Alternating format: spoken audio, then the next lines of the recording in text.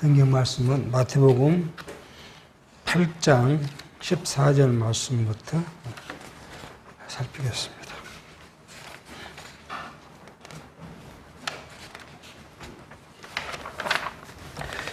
예수께서 베드로의 집에 들어가사 그의 장모가 열병으로 앓아 누운 것을 보시고 그의 손을 만지시니 열병이 떠나가고 여인이 일어나서 예수께 수종을 들더라. 저물매 사람들이 귀신 들린 자를 많이 데리고 예수께 오거늘 예수께서 말씀으로 귀신들을 쫓아내시고 병든 자를 다 고치시니 이는 선지자 이사야로 하신 말씀에 우리 연약한 것을 친히 담당하시고 병을 짊으시셨도다 함을 이루려 하심이더라.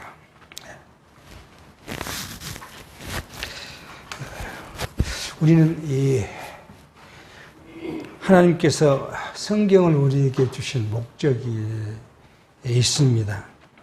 이 성경을 주신 목적을 우리가 상실해 버리면 성경을 자기중심적으로 해석하게 되고 자기중심적 해석을 통해서 인간의 욕망, 욕구를 충족하는 그런 어그런 길로 나가게 됩니다. 그래서 우리는 이미 성경의 주제를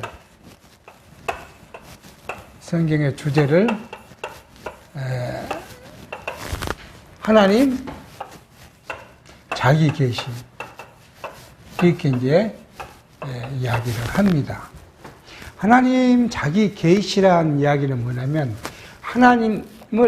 하나님께서 자기를 우리에게 보여주시는 계시는 열어서 보여준다는 이야기니까 하나님이 자기가 어떤 분인가를 우리에게 지금 보여주시고 있죠. 여기에 주요 내용은 하나님 자체가 뭐예요? 하나님 자체가 영광이죠. 하나님의 영광. 그래서 하나님의 영광을 이야기하는데 이 하나님의 영광 안에 우리가 있는 여러 가지 일들 중에서는 하나님이 살아 존재한다는 거잖아요. 이게 굉장히 큰 의미가 있어요. 하나님이 죽어버리신 하나님이 아니고 하나님이 살아 존재하신 분이다. 이것을 우리는 이제 시가서에서는 뭐예요? 하나님의 그 속성을 지금 5대 속성을 이야기합니다. 5가지 속성을 통해서 하나님이 살아서 어떻게 존재하시는가를 그렇게 이제 말씀해 주고 있습니다. 근데 이 주제를 상실해 버리면 성경을 윤리나 도덕으로 해석하게 되는. 그래서 우리는 이미 윤리가 도덕은 성경이 우리를 가르쳐 주신 목적이 아니라는 것을 늘 우리가 이해해 옵니다. 그게 뭐냐면 예수님께서 성경을 보는 시각이 누가복음 24장 44절 그리고 요한복음 5장 39절의 말씀으로 성경의 목적을 이렇게 이야기해요. 성경은 곧 예수를 증거하는 것이고 성경 예수를 증거한다는 사실은 뭐예요? 하나님이 살아 존재하신 분으로 이렇게 가르쳐 주신다. 이걸 우리는 다시 다른 이야기를 한번 해보면은 구약에서는 하나님이 어떻게 살아 존재하신가 하는 부분을 언약하시고 언약대로 성취하신 분. 그래서 이걸 뭐래요? 여호와. 그죠? 하나님이 여호와라는 것을 우리에게 보여주셨습니다.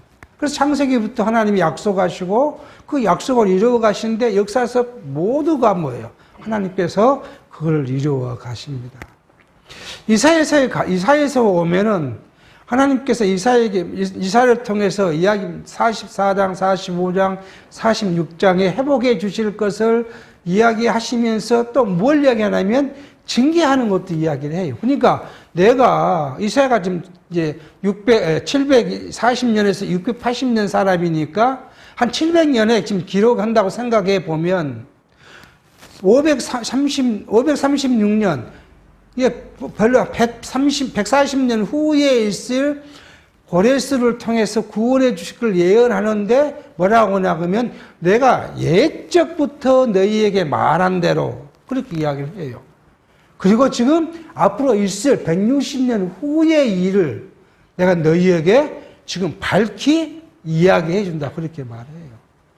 그러니까 하나님께서는 이 역사서 속에서 창세기부터 약속한 약속이 또 영원히 그리스도 올 때까지 이야기를 지금 이사야가 다 이야기를 합니다. 그게 뭐냐? 그럼 하나님이 여호와라는 써야지. 언약대로 성취하시는 분이다. 그렇게 해서 하나님이 살아 존재하신다는 사실을 우리로 하여금 깨달아 알게 합니다.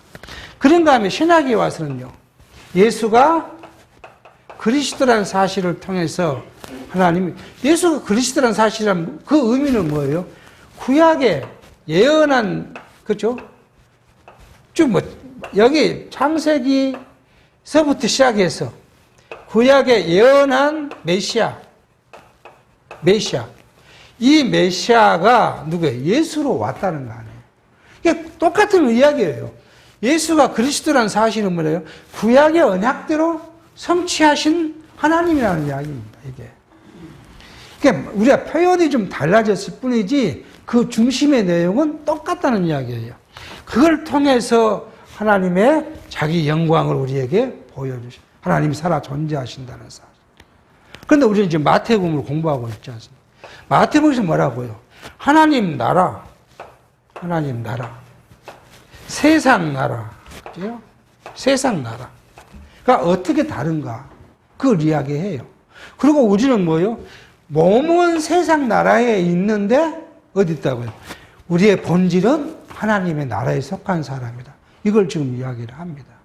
그러니까 그러면서 예수님께서 뭐라고요? 너희가 하나님의 나라의 본질을 갖고 있는데 너희 몸이 세상에 있으니까 나 때문에 뭐라고요? 너희가 고난도 받고 핍박도 받고 내 이름 때문에 욕함을 받고 그렇게 고난을 받을 것이다. 그런 사람이 뭐라고요? 복되다. 왜요? 그게 바로 너희가 내 백성, 나와 함께 있고 내 안에 있다는 증거이기 때문에. 우리가 예수와 아무 관계없이 세상에 살아가면 세상 사람들한테 욕함이나 비난이나 시를 받을 이유가 없잖아요. 세상 사람과 동일한 일을 하면, 그잖아요. 얘기가 우리가 조금 조금 비하게 보면 세상 사람들하고 똑같이 회사 생활 하면서 직장 생활하면서 도둑질하고, 그잖아요. 도둑질하고, 똑같이 남을 미워하고, 시기하고, 질투하고, 싸우고, 욕하고, 비난하고, 똑같이 그렇게 하면 욕받을 일이 없잖아요. 왜였다 그러면 세상 사람들 다 그러니까 똑같이 그렇게 해요. 그럼 누가 누구를 비난하겠어요? 그런데 우리가 그 세상에 있는데 내가 하나님의 나의 본질을 갖고 있으니까 예를 들어서 도둑질 하라 그러면 난 안 해. 도둑질 할 수 없어. 그럼 니만 뭐 선한 사람이냐? 그렇게 욕하기 시작할 거 아니에요. 뭐 비난할 때 내가 자기 굽다 왜 니는 아무 말도 안 하냐? 그러면 왜요? 니만 뭐 착한 사람이냐? 그렇게 할 게 아니에요. 그러니까 예수 때문에 우리가 세상 삶에서 비난을 받는다는 거예요. 그것이 그 증거가 내가 하나님 나라의 백성이에요. 그리스도 안에 내가 있다는 것 때문에 그러니까 내가 하나님 나라의 백성을 나를 소유했으므로 내 복되다는 거예요. 고난받는 것이 복되다는 것이 아니라 고난을 받는 것이 하나님 나라의 백성이라는 사실을 증거하니까 그게 우리에게는 복되다. 그렇게 말씀을 합니다. 그리고는 이제요, 이 예수가 그리스도라는 사실을 지금 이제 뭐요? 선지직을 통해서 지금 살펴갑니다. 그리고 올해 지금 8장에서 뭐예요? 8장에서는 표적을 통해서 이 예수가 메시아이심, 그리스도이심을 이야기합니다. 그런데 지금 이 표적이라는 것이 어디로 와야 돼요? 이 성경 주제로 와야 돼요. 그러니까 하나님이 자기가 어떤 분인가를 보여주시는 그 방편으로 표적이 한 방편이에요.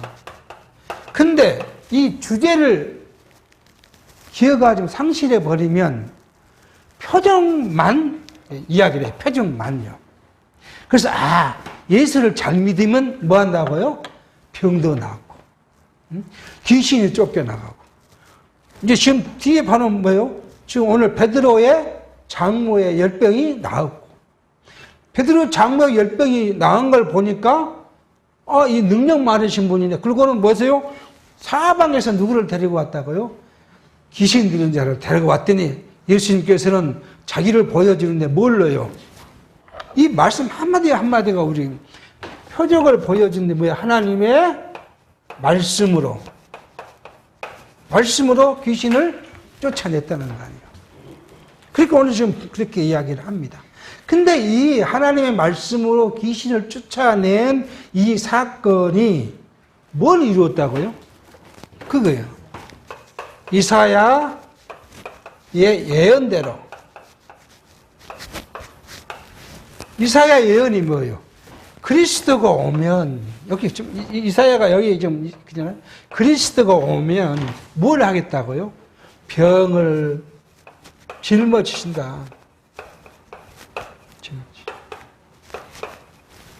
그래서 이 병을 짊어지신 병자들을 고치실 것을 이사야가 예언해 뒀습니다.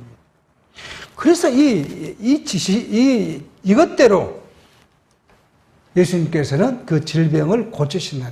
그러니까 예수님이 질병을 고치시는 것은 첫 번째는 뭐예요? 구약의 예언대로 질병을 고치심으로 예수가 메시아, 그리스도라는 사실을 증거한 거고요. 또 이렇게 한 것은 뭐예요? 구약에 우리가 지난 시간 했지만 구약에 누가 있어요? 구약에 엘리야가 있고요. 엘리사가 있고요. 또 그 앞에는요. 모세가 있고요. 이런 선지자들이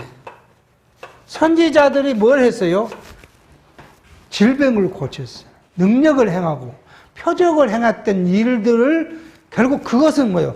예수가 오시면 이루실 것이기 때문에 그 표적을 통해서 예수가 선지직을 가지고 계신다 하는 것을 지금 오늘 이야기를 하고 있습니다. 그러니까 병 고치시는 목적이 아니에요. 병을 고치시는 것은 구약의 예언을 이루신 것이고 예수가 메시아라는 사실을 우리에게 확증해 준, 그 메시아가 확증하심으로써 누가요? 하나님의 영광, 하나님께서 살아 존재하십니다. 물론 예수는 우리가 예수는 뭐예요? 하나님의 아들이죠. 아들의 신분을 갖고 왔죠. 근데 하나님의 아들은 누구예요? 곧 하나님이시잖아요. 그러니까 예수가 그리스도란 메시아라는 사실은 그가 하나님의 아들이심을 증거하고 하나님의 아들이심을 증거한 것은 곧 그분의 본성이 하나님이시라는 사실을 우리에게 보여요. 그래서 이 모두가 뭐야? 하나님 자기 계시라는 거예요. 성경 자신이 그렇게 지금 우리는 말씀하고 있습니다.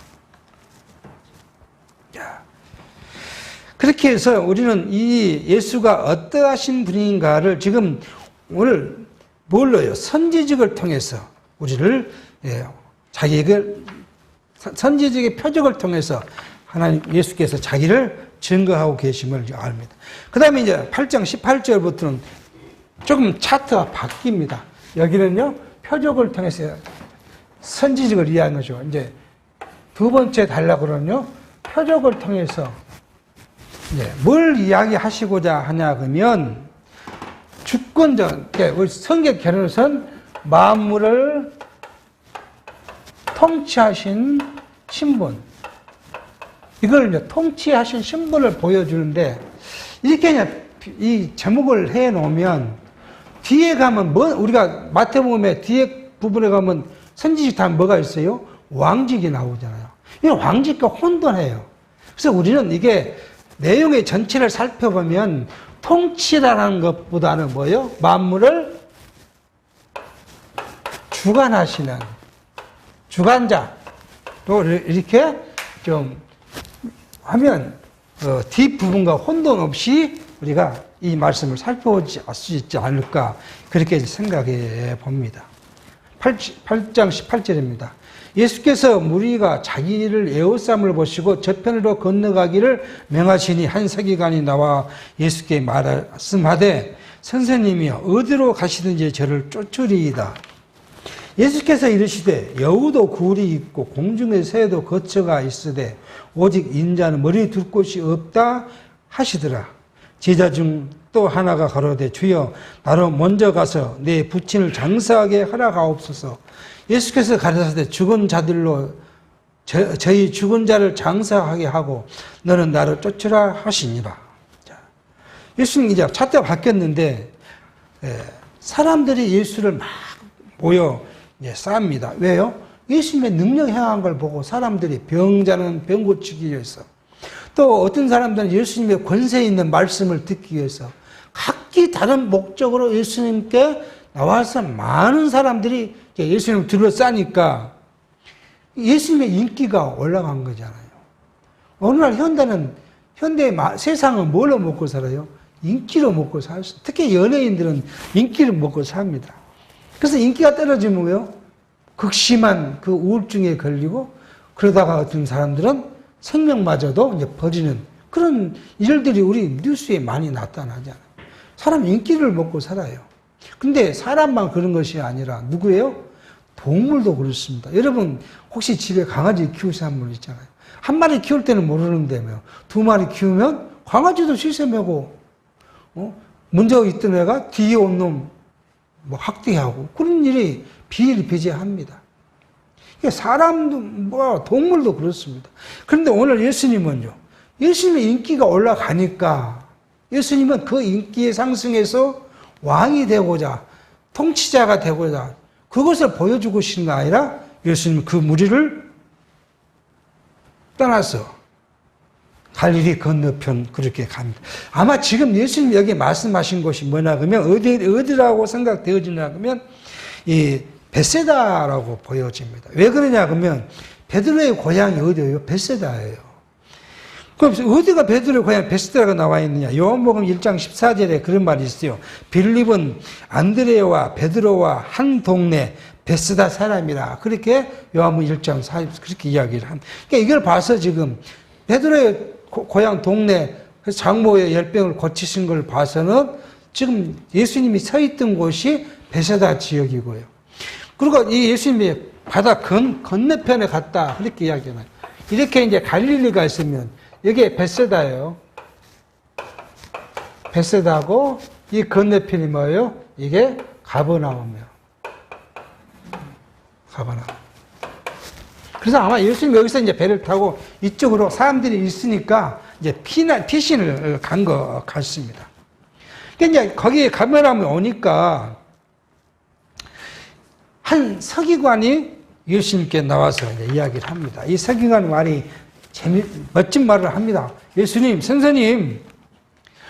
선생님이 어디로 가든지 내가 선생님을 따라가겠습니다. 예수님의 제자가 되겠다는 거예요. 그렇게 지금 이 이야기를 합니다. 그러니까 예수님께서 하신 말씀이 청청병력 같은 소리를 합니다. 막 여울도 굴이 있고 각 사람들은 자기가 걸 집도 있고 다 그러는데 나는 내 머리를 둘 만한 집 한 채도 없다.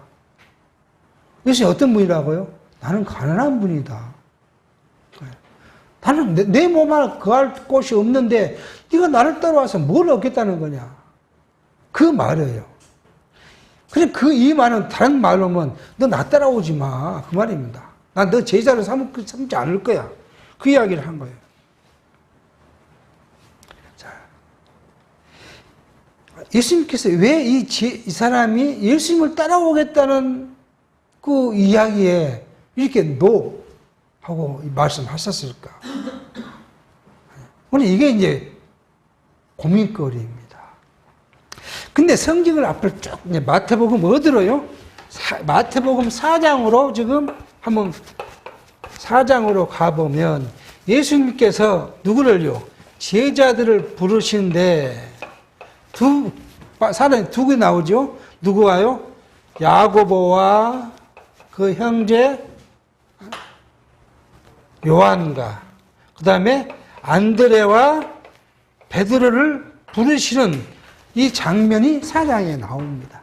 예수님께서는 그 두 부류의 제자를 배부르는데 그들이 어디 있어서 자기 아버지와 또 자기 생계인 배에서 고기를 남는 업으로 있으니까 예수님이 그들을 명하기를 나를 따라오라 그렇게 명하십니다. 그러니까 이 두 부류는 예수님의 명령에 전혀 항거하지 못하고 자기 배와 그물과 또 요한과 야고보는 자기 부친을 버려두고 예수님을 따르고 이 뭐예요? 제자를 부르시는 것이 이제 우리가 오늘 표적의 지금 사건입니다. 제자를 부르시는 사건이 부르신 뭐예요? 그리스도의 절대 주권이라는 거예요. 그러니까 예수님의 제자는 예수님이 필요한 자를 부르지 사람이 자기 뜻을 갖고 예수님의 제자가 될 수 없다는 거예요. 여러분과 제가 예수님의 제자가 되고 예수님의 지체가 되고 하나님 나라 백성이 된 것은 여러분과 내가 무슨 뜻을 갖고 내 주권으로 됐다는 것이 아니에요. 하나님이 절대적 주권으로 여러분과 저를 부르셨어요. 이렇게 말하면 또 모태신앙을 갖고 있는 사람들은 내가 언제 하나님 불렀어요? 하나님 내 아버지를 부르고 어머니를 불렀고 내 할아버지 할머니를 절대 주권으로 세우셔서 나를 그 나라의 백성으로 삼으시는 거예요. 그러니까 하나님의 절대 주권적 부르심이 없이는 우리가 하나님 나라 백성도 될 수 없고 하나님의 제자가 될 수 없음을 지금 이야기합니다. 아마 오늘 서기관이 다른 말을 생각해 보면 예수님께서 그렇게 딱 인기가 높고 많은 사람들이 예수님을 따라다니고 그렇게 하면 뭐예요? 결국 끝에 가서는 인간의 생각으로 보면 뭐가 해요? 왕이 되겠지. 대한민국 정치인이 인기가 있으면 뭐예요? 나중에 다들 뭘 해보고 싶어요? 대통령이 되고 싶어 하잖아요. 그런 것처럼 아마 이 서기관이 생각했을 때 예수님의 지금 젊은 30세 된 젊은 예수였으니까요. 이분이 조금 세력을 더 구축하면은 왕이 됐을 거다. 그러니까 그 왕이 되면 나는 뭐예요? 그 중에 한 자리. 이런 생각을 했을 것 같아. 그러니까 예수님이 그 마음을 이미 아시고 하는 거예요. 예수님이 아시고. 예수님이 그 서기관의 마음을 아시고 너는 안 돼. 그런 마음으로는 하나님 나라 백성이 될 수가 없어. 내 제자가 될 수 없어 하고 제자가 되겠다는 자기 선택자를 그냥 버리신 것을 볼 수가 있습니다. 우리는 그런데 이 서기관이 뭐냐 그거죠. 서기관. 서기관에 대해서 우리가 성경이 계속 예수님께서는 이제 앞으로 가면은 서기관과 바리새인, 사두개인들과 예수님은 계속 부딪힙니다. 근데 왜 서기관이, 이 서기관이 어떤 것일까 하는 이야기입니다. 우리는 서기관에서 조금 생각해 볼 필요가 있어요. 여러 가지 이야기가 있지만 서기관에 대한 우리 시각을 조금 살펴보면 성경은 예수님 당시에 바리새파가 있고요. 바리새파가 있고 사두개파가 있고 에셀레파가 있고 그리고 열혈당원이라고 있어요. 아마 시몬 베드로가 열혈당원이지 않냐 하는 그렇게 이야기하는 사람들. 왜요? 예수님이 12제자에 칼을 차고 된 사람이 누가 있어요? 베드로 하나밖에 없어요. 다 그냥 하는데 열혈당원이라는 건 뭐냐 하면 노마에 항거하고 노마로부터 해방하려면 그런 사람들을 열혈당원이라고 해요. 아마 베드로가 그래서 다혈적이고 하는 걸 봐서는 아마 그런 것 같다 그렇게 말하는 사람들이 많이 있습니다. 하지만 이 열혈당원들은 예수님하고 부딪히는 일은 없어요. 그리고 에셀레파도 사실은 부딪힐 일이 없어요. 이 사람들은 그 에셀레파는 다 그냥 BC 1세기에 망해버리고 겨우 몇몇만 유지하는 사람인데 그냥 핵심적인 바리새파와 지금 사두개인들이에요. 바리새파는 주로 서기관 그리고 그 평민 출신들이고요. 이 사두개파는요 제사장들이 주치고 이런 사람입니다. 바리새란 말의 어원은 구별됐다. 그 말이에요. 구별됐다. 이게 뭘로부터요? 나는 죄인들과 구별됐다. 그래서 이 서기관이라는 사람들은 언제부터 있었냐 그러면 다윗 때부터 있었어요. 다윗 때부터. 그 서기관은 뭐냐 그러면 왕궁에서 기록하는 일을 맡은 사람을 서기관이라고 했어요. 그런데 어디로요? 바벨론에 멸망해서 흩어진 후에 그때도 그 서기관들을 중심으로 해서 율법을 가리키고 우리가 하나님께 돌아가자. 하나님을 섬겨야 된다. 이런 것을 누구예요? 서기관들이 했어요. 그러니까 그 계보가 그냥 그대로 이어 내려왔다는 그런 설이 있고요. 또 한 가지는 뭐냐 그러면 그 당시에 서기관 누구냐 그러면 바벨론에 잡혀갔던 사람들 중에서 학사들이 중심된 집단이 서기관이라고 그렇게 했지만 예수님 당시에는 다 이걸 좀 묶여서 서기관이라고 이야기를 합니다.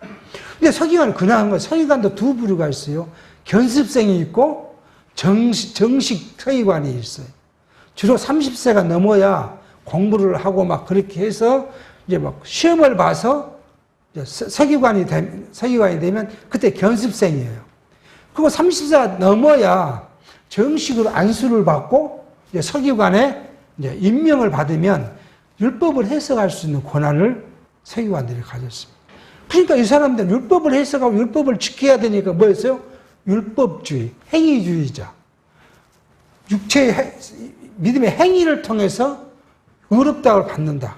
그게 바리새파, 서기관의 중심은 이들. 그러니까 계속 바리새파는 예수님한테 나와서 뭐라요? 율법을 이야기하고 율법을 지켜야 한다고. 그러니까 예수님과 계속 부딪혀. 근데 사두개파는 뭐예요? 이게 제사장들이에요. 권력 중심자들이에요. 이게 사두개라는 이름은 뭐예요? 제사장 사독이 있어요. 다윗 때 제사장 사독이 후손들이 중심이 되지 않았냐. 그래서 사두개파라는 이름을 갖고 왔지 않느냐. 그런 이제 설이 있어요. 근데 이 사람들은 뭐예요? 다 제사장들이에요. 제사장들의 중심이니까 이 사람들은 무엇에 중심이 있겠어요? 성전이 중심이에요. 성전이 중심이고 누구하고 잘 결탁을 해야 제사장의 권한을 갖겠습니까? 로마하고 결탁을 해야 돼요. 이 사람들은 현실 정치주의자들, 이제 사두개파들은. 근데 이 두 가지 특징이 있어요. 이 사람들은 이 천사나 구원이나 그 다음에요 부활을 믿어요. 근데 이 사람들은요 현실주의하니까요 뭘 하겠어요? 이걸 믿질 않아요. 천사도 안 믿고 구원도 안 믿고 부활도 안 믿어요. 그런데 이 두 부류는 예수님이 우리가 가끔 사도행전에 가면 누가요? 바울이 두 부류가 있는 줄 알고 싸움을 붙여요. 바울이. 나는 뭐 때문에 왔다고요? 부활 때문에 내가 왔다. 지금 여기 이제 재판관에 공회에 내가 부활 때문에 왔다. 그렇게 하니까요. 바리새인들은 부활을 믿으니까 그걸 공격을 못 해요.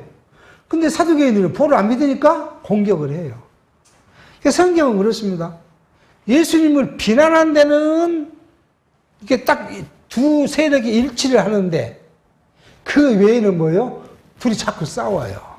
그걸 성경에서는 가끔 이용하는 말씀들이 나옵니다. 이런 서기관이 예수님을 따른다는 이야기는 조금 우리가 이해 안 되는 부분이에요. 그래서 예수님께서는 아마 이 사람들의 일을 알고 지금 하지 않으셨을까. 그렇게 지금 이야기를 합니다. 그러면서 예수님께서는 뭐예요? 22절에 그중 이미 제자가 된 사람 하나가 자기 아버지가 죽었다고 하니까 선생님 제가 우리 아버지 제사 장례를 치고 예수님 가는 길 찾아서 따라오겠습니다. 그렇게 하니까 예수님 뭐라고요? 죽은 자로 장사 지내게 하고 너는 죽은 자가 아니니까 이 말은 뭐예요? 죽은 자, 육신의 죽은 자는 신령한 영적 죽은 자들이 육신 죽은 자를 장사하게 두고 너는 신령한 면에 내 죽은 자가 아니고 산 자이기 때문에 나는 그냥 따라와라. 그렇게 지금 말씀합니다. 그러니까 예수님의 선택한 제자의 기준은 뭐예요? 윤리나 도덕이나 학문이나 사회적 지위가 아니라 뭐예요? 오직 한 가지. 하나님의 나라, 백성 된 자. 신령한 하나님의 나라의 것을 깨닫는 자가 하나님의 나라의 기준, 하나님 제자가 됐다는 얘기예요. 이게 이제 하나님의 이걸 누구예요? 이걸 주는 자가 누구예요? 그리스도입니다. 그러니까 그리스도의 절대 주권으로 자기 제자를 삼았다. 그런데 이 자기 제자를 삼는 것을 예수님은 다른 말로 보면 자기를 부인하고 자기 십자가를 지고 그렇게 이야기합니다.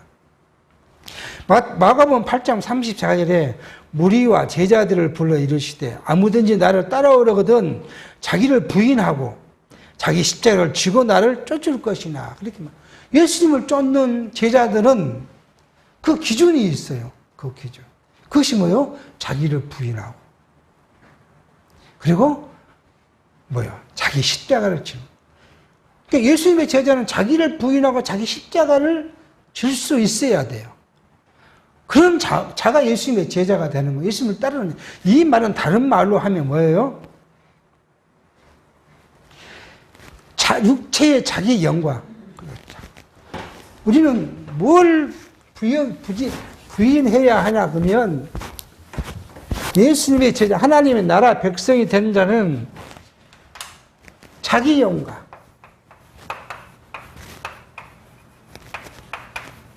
다른 말로 보면 자기 예배. 이걸 부정해야 돼. 우리가 부정할 것, 자기 예배. 복음을 전하는 사람이 자기 영광을 위해서 복음을 전하면 복이 몇이 되겠습니까? 복음은 완전 변절돼 버리고 복음은 사라지고 누구만 그 사람만 자기만 남을 거 아니겠습니까? 오늘 온 교회들이 있는데 설교자가 자기를 과시하는 설교를 하면 하나님은 어디 가버리고 누가 많아요? 설교자만 남죠. 설교자만. 그러니까 세상에서는요 자기를 과시하려고 이렇게 말하면 또 기성교회 목사님들이 막 뭐라 하겠지만 뭐 합니까? 성경을 한 절 읽고는 자기 이야기를 시작하잖아요. 그래서 자기가 옛날에 어쩌고 어떤 권사가 어떻게 하고 어떤 집사가 뭘 했더니 하고 하나님은 어디 가보고 사람이 한 일을 막 가르칩니다. 그래서 그게 한 것은 누구를 예배해야 자기를 예배하는 거예요. 우리는 누구를 예배해요? 우리는 자기를 부정하면 온 것이 뭐요? 하나님의 영광이고 하나님 예배예요. 우리 예배는 하나님의 영광을 예배하는 것이지 내 나를 예배하는 것이 아니에요. 그러니까 교회가 예배를 한다고 모였는데 사람의 감정을 이걸 보면요 사람이 자기 위로를 하고 자기 위로를 위해서 뭘 부추겨요? 감정을 막 부추겨요. 그렇게 해서 여러분 이래 하나님 이 말입니다. 여러분 일주일간 고생했죠. 여러분 시련을 많이 했죠. 하나님 여러분을 다 용서하고 여러분께 위로합니다. 이렇게 해서 우리 위로를 이야기해요. 인간이. 이것은 누구예요? 인간을 감정을 한 것이에요. 근데 우리 성경은 뭐라고요? 여러분 일주일 동안 세상에서 알게 모르게 지은 죄가 많습니다. 이거 우리 죄가 많습니다. 이걸 위해서 예수께서 오셨고 뭐요? 우리를 위해 십자가를 지셨고 고난 받으시고 그리고 죽으셨습니다. 그래서 여러분과 제 죄를 다 덮고 용서하셨습니다. 그래서 예수 그리스도의 구속의 은혜를 생각하니까 누구예요? 그 예수 그리스도를 세상에 보내주신 하나님. 그 하나님의 은혜를 우리가 알고 그분을 찬송하고 그분을 경외하고 그분을 섬기는 것이 우리의 삶의 인생의 목표입니다. 이건 누구예요? 하나님의 영광을 이야기한 거예요. 근데 이것은 따분해요. 따분. 하나님의 영광을 가리킨 건 따분해요. 그런데 대신에 우리를 위로하는 것은 달콤합니다. 이게 세상이 모두가 자기 이걸 해요, 이걸. 그래서 사람들이 달콤한 말을 빠져서 오게 해요. 그래서 웁니다. 눈물을 흘립니다. 왜요? 자기 위로 때문에 울어요. 내 죄 때문에 운 것이 아니라 자기 위로 때문에 울어요. 좀 더 옆으로 나가야 될 것 같습니다. 자, 그래서 우리는 뭐요? 지금 현대 교회는 이걸 지금 막 추정해 가고, 이걸 다 추정하는 거예요. 그러니까 뭐예요? 교회가 뭐가 없어져 버렸어요? 하나님이 사라져 버렸어요. 그리스도가 사라져 버렸어요. 그리고 뭐만 있어요? 사람만 남았어요. 그러니까 사람만 남아서 성경을 읽고 뭘 해야 되니까 그 다음에 하는 일이 뭐예요? 복. 그죠? 기복. 그러니까 뭐가 있어요? 기복. 이것만 하면 조금 그렇잖아요. 기복만 이야기하면 별로 재미가 없으니까 기복을 위해서 뭐예요? 하나님께 봉사, 충성. 이걸 이야기합니다. 여기 딱 얽매 놔버리면 빠져나갈 수가 없어요. 내 욕망이 채워진다는데 어떻게 그걸 버리고 가겠습니까? 인간이 이거 자기 욕망을 채우는 것처럼 좋은 것이 없는데, 돈 많이 준다는데, 그렇잖아요. 하나님이 우리에게 축복해 돈 많이 벌게 해주신다는데, 내가 건강하게 한다는데, 우리 자녀가 좋은 대학로, 좋은 직장 들어가게 해주신다는데, 이걸 버리고 갈 사람이 어디 있습니까? 지금 그것이 이루어지지 않은 것은 내가 정성이 부족했으니까 더 정성을 들여야 되잖아요. 이걸 버리고 갈 수 없어요. 하나님을 버려버렸고 그리스도를 이미 버려버렸어요. 이걸 이렇게 제가 말하면 심각한 걸 별로 심각성이 없는 거 보이는데, 또 유튜브를 하나 이야기하겠습니다. 유튜브에요 가서 악마가 노래를 썼고 크리스찬들이 이 노래를 부른다. 그런 유튜버가 있어요. 외국인 사람이 한 것 같아요. 우리말로 이렇게 더빙을 해놨지만은, 여기에 그 이야기를 해요. 악마는 광명의 천사로 온다. 그래서 노래도 예수 이야기하고 하나님 이야기하고 막 이야기해요. 노래를 쓸 때. 그래서 사람이 그 노래에 빠져서 막 노래를 부르게 하는데, 그 노래의 끝은 뭐냐 하면 사람 자기 위로예요. 예수도 이야기하고 하나님도 이야기하는데 모두가 결말은 뭐예요? 사람의 자기 감정을 호소하고 그 감정에 따라 뭐예요? 자기 위로를 해요. 이게 주로 어떤 노래가 아닙니까?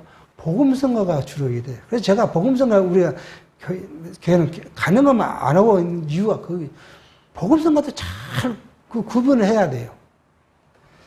근데 우리 찬송가에서도 그런 곡이 있기는 해요. 대부분은 아니지만 그런 곡이 있기는 합니다. 그래서 예배할 때 첫 번째는 성령이고, 두 번째는 그리스도의 하나님의 영광을 찬양한 것이고, 세 번째는 뭐예요? 우리의 신앙의 고백, 권면, 이런 거예요. 이 찬송을 그렇게 많이 구성을 해요. 그런데 여기에 말하는 것의 핵심이 뭐냐 그러면, 우리가 예배할 때 하나님의 영광을 예배해야 되는데 자기 영광을 예배한다는 거예요. 자기 영광. 이분도 그렇게 이야기를 해요. 한 30분짜리 두 편인데 다 그 이야기예요. 자기를 영광은, 인간을 영광. 이것이 예배가 아니다. 이게 사탄이 교묘하게 성도들의 마음을 그렇게 했는데, 그 성도들의 마음을 그렇게 만드는 것은 뭘로요? 노래로 한다는 거예요. 노래로. 처음에 복음성이 한국에 들어와서 한 10몇 년 전 일입니다. 흑인들이 많이 부르던 복음성이에요. 그 복음성을 다 거꾸로 이렇게 틀어보니까 거기에 뭘 하냐 그러면 악마를 찬양한다는 곡이. 이렇게 보면 하나님 찬양인데 거꾸로 이렇게 하면 악마를 찬양한다. 악마는 그렇게 우리를 노래하게 한다는 거예요, 성도들. 온통 교회들이 복음성으로 지금 막 예배하게 되네. 복음성으로 밴드 갖다가 북적북적 난리 칩니다. 그 노래가 무슨 노래인지도 모르고 예수 나오고 하나님 나오고 그렇게 하니까 부르는데 그 노래의 결말은 뭐예요? 자기 위로. 하나님의 영광이 아닌 자기 위로. 정말 우리가 고민하고 정신을 차려야 할 때가 됩니다. 악마는 오늘 우리에게 그렇게 살며시 다가옵니다. 우리는 하나님의 백성, 그리스도의 제자는 뭐예요? 자기 영광을 부정하고 하나님의 영광, 그것이 우리에게 어깨에 두는 십자가입니다. 하나님의 영광이. 하나님의 영광을 우리가 선포하고 하나님의 영광을 노래하기 위해서는 얼마나 고민이 있고 고통스러운 것이 있겠습니까? 이것을 우리가 짊어지지 않으면 하나님 나라의 백성이라고 보기에. 그래서 예수님께서 이렇게 합니다. 마태복음 10장 37절에 아비나 어미나 나보다 더 사랑하는 자는 내게 합당치 아니하고 아들이나 딸을 나보다 더 사랑하는 자는 내게 합당치 아니하고 또 자기 십자가를 지고 나를 쫓지 않는 자도 내게 합당치 아니하느니라. 그런가 하면 누가복음 9장 62절은 예수께서 이르시되 손에 장기를 잡고 뒤를 돌아보는 자는 하나님의 나라에 합당치 아니합니다. 그렇게 말합니다. 그러니까 우리 여러분과 저는 저 누가복음의 말씀을 빗대면 뭐예요? 우리가 어제 일을 돌이켜볼 필요가 없어요. 어제 이랬으면 좀 더 나섰을 건데 인간적 면이잖아. 인간적 면. 이랬으면 내가 이 손해는 안 봤을 것인데 이게 우리가 돌이켜. 왜요? 그것을 통해서 우리가 하나님께서 그걸 통해서 오늘 나를 지금 여기까지 세운 거예요. 근데 지난 과거가 내게는 다 조금 육체적으로는 고통과 불편한 일이 있을 수 있지만 그게 하나님 입장에서는 다 선한 일이에요. 오늘 나되게 한 하나님의 주권적 섭리라는 사실을 알게 합니다. 이것이 바로 뭐예요? 하나님의 절대 주권. 그리스도의 절대 주권을 오늘 우리에게 보여주신 말씀이라고 봐야 됩니다. 자, 계속해서 이제 8장 가면은 그리스도의 주권을 우리가 살펴갈 것인데, 우리는 예수가 우리의 주권자이신, 예수가 그리스도라는 사실, 예수가 그리스도라는 사실이 뭐예요? 우리의 주권자라는 거예요. 이 그리스도가 뭐예요? 선지직, 왕직, 제사직인데 이게 누구예요? 결국 하나님의 아들, 주권자. 이 주권자가 우리를 뭐요? 살리시기도 하고 죽이시기도 하고 우리를 부유하기도 하고 가난하기도 하고 병들기도 하고 건강하기도 하고 이분의 뜻대로 그렇게 해 주실 것이에요. 오늘 우리에게 주신 이것이 뭐예요? 은혜라는 거예요. 참 시간이 됐는데요. 제가 고백을 하나 하고 싶은 마음이 있어요. 우리는 간직이라는 걸 별로 우리는 중요시하지 않습니다. 제가 이게 고백이 뭐냐면, 저도 육체로 살아갈 때 이렇게 하네. 제가 이렇게 쓰러지기 전까지는 자신만만했습니다. 누구보다도 자신만만해. 여러 측면 자신만만했어요.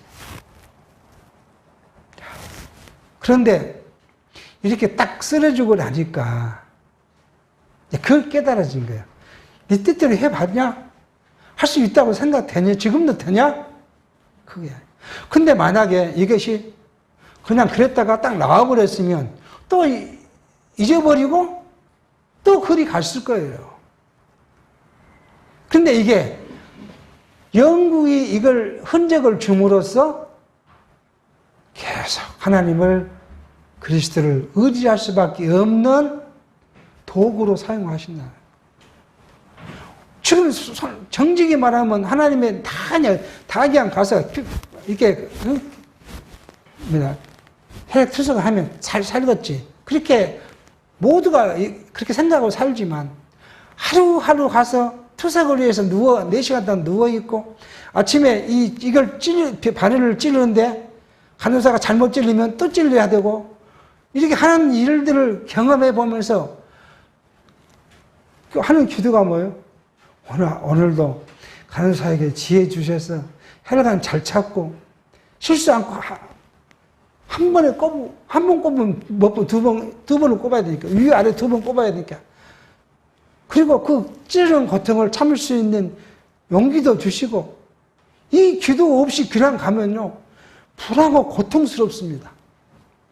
그러니까 이게 흔적을 딱 남겨놓은 건 뭐냐 그러면, 오늘 나를 나되게 해서 오직 그것만 의지할 수 있는 주므로 이게 내게는 어떻게 보면 내 남은 삶을 하나님을 의지하게 하는 아름다운 도구이고 은혜라는 걸 느껴지게 해요.